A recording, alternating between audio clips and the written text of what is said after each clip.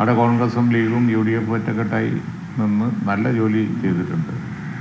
അതിൻ്റെ മുമ്പ് നടന്ന ഡിബേറ്റോ ചർച്ചകളോ ഒന്നും അതൊക്കെ അതിന് മുമ്പ് കഴിഞ്ഞു. തെരഞ്ഞെടുപ്പ് വന്നാൽ പിന്നെ ഒറ്റ നോട്ടേ ഉള്ളൂ, ഇലക്ഷൻ ജയിക്കണം, അത്രേ ഉള്ളൂ. LDF കണക്കാക്കുന്നത് ലീഗിലെ കുറച്ച് അതിർത്തി വോട്ടെങ്കിലും അൻവറിന് അനുകൂലമായിട്ട് ഒഴുകുന്നതാണ്. അതവരുടെ തെറ്റിദ്ധാരണയാണ്. കാരണം എന്താണെന്ന് വെച്ച് കഴിഞ്ഞാൽ അത് ലീഗിനെ അറിയാത്തതുകൊണ്ടാണ്. ഇതിലും വിപരീതമായ സാഹചര്യത്തിലൊന്നും ഞങ്ങളെ ഭാഗത്തുനിന്ന് അങ്ങനെ ഒരു വിഷയം ഉണ്ടായിട്ടില്ല. രാഷ്ട്രീയം വേറെ, അതിനാധാരമായി അതിനുമുമ്പുള്ള വിഷയങ്ങളൊക്കെ വേറെ.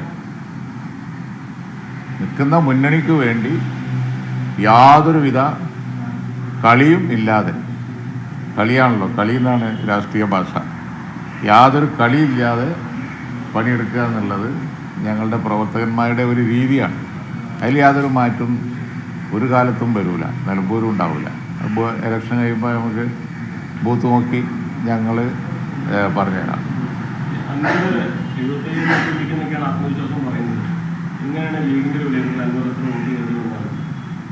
അത് എനിക്കറിയില്ല. കാരണം എന്താണെന്ന് വെച്ചാൽ അദ്ദേഹം ഇടതുപക്ഷത്തിൻ്റെ MLA ആയി തുടർന്ന ഒരാളാണ്. എല്ലാവിധ അദ്ദേഹത്തിൻ്റെ ബന്ധവും കാര്യങ്ങളും ഒക്കെ അവരുമായിട്ടാണ് ഉണ്ടായിരുന്നത്.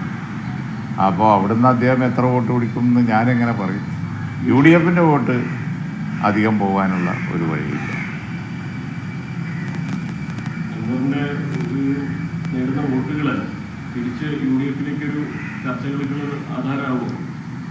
ആ വിഷയം നമ്മളിപ്പോൾ ചർച്ച ചെയ്യേണ്ട കാര്യമില്ല. കാരണം വെച്ചാൽ UDF കൈകാര്യം ചെയ്യേണ്ട വിഷയം ലീഗ് സ്വന്തം എടുത്ത് കൈകാര്യം ചെയ്യാൻ ഉദ്ദേശിക്കുന്നില്ല.